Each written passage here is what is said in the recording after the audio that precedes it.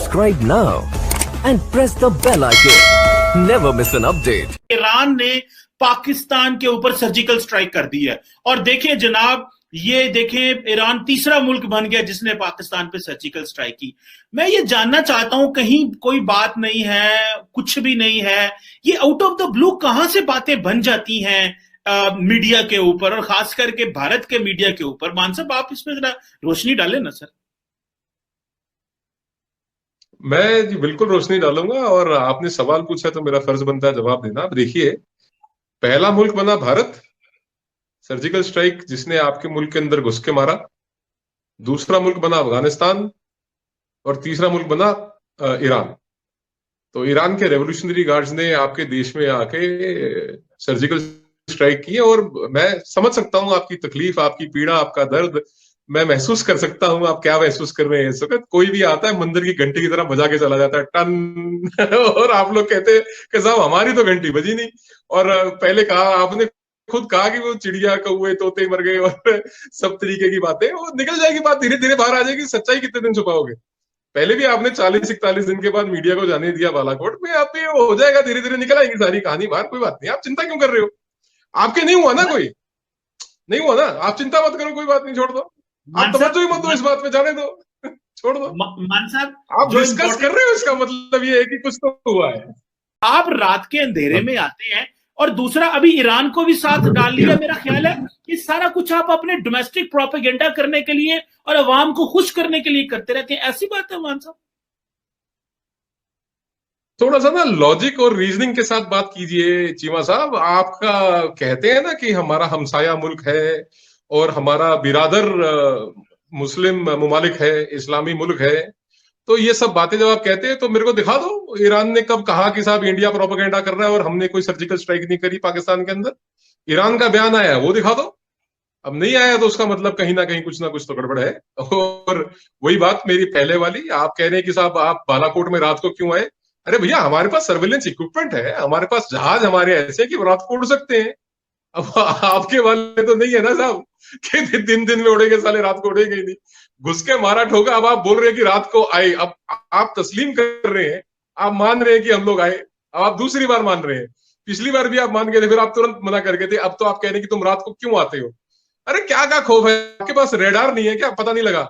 या हमारी एयरफोर्स इतनी शानदार है, इतनी अच्छी प्लानिंग और एग्जीक्यूशन थी कि वहां पे आपको बालाकोट में जब आपको मार के चले गए तब आपको पता चला कि कुछ हुआ है। फिर आपने कहा नहीं साहब, ये तो पेड़ गिरे, यहाँ पे चिड़िया कौवे तोते मारे। और वो जो टेक्निकल सर्वेलेंस है, 300 मोबाइल फोन वहां पे चल रहे थे जिस वक्त, तो वो जाहिर सी बात है वो घोंसलों के अंदर बैठे हुए कौवे मोबाइल फोन मिला रहे होंगे दाएं बाएं अपने रिश्तेदारों को। बहरहाल देखिए, denial, you are in a constant state of denial. आपके मुल्क की जो खूबसूरती है ना साहब, जो शानदार बात है आपकी कौम की, आप डिनायल में रहते हैं, मानते ही नहीं किसी बात को। आप अभी आपने अभिनंदन का नाम लिया, पंजाबी च कहते ना परौना आंदा घर जवाई। एक दिन में छोड़ा उसको कि भैया जाओ, और आप कह रहे हैं कि 2 दिन में हमने बालाकोट में ले जाके दिखा दिया था।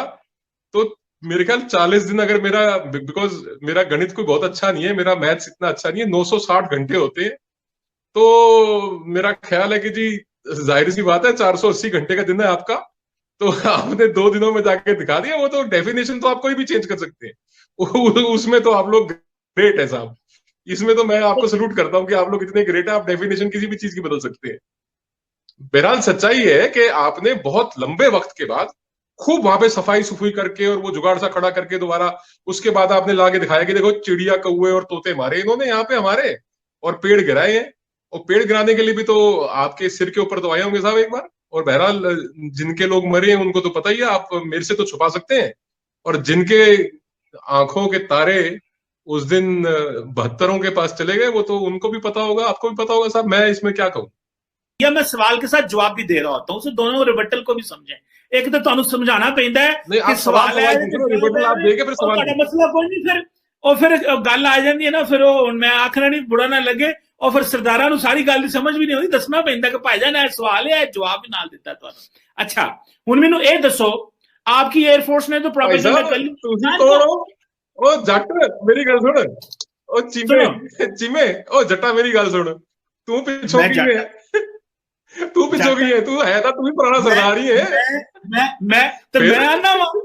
मैं मानना वा मेरे बहुत जवाब जड़े ने पिछे साढ़े वड्डे के मेरी थोड़ी तो डिस्कशन होनी नहीं चाहिए। शुक्र है, सुनो मेरी गल तो सुनो, सानू अकल आ गई टाइम नाल। मेरी गल तो सुनो एक मिनट, फिर कायदे से एक मिनट जटा मेरी गल सुनो, फिर तक कायदे नाल डिस्कशन होनी नहीं चाहिए।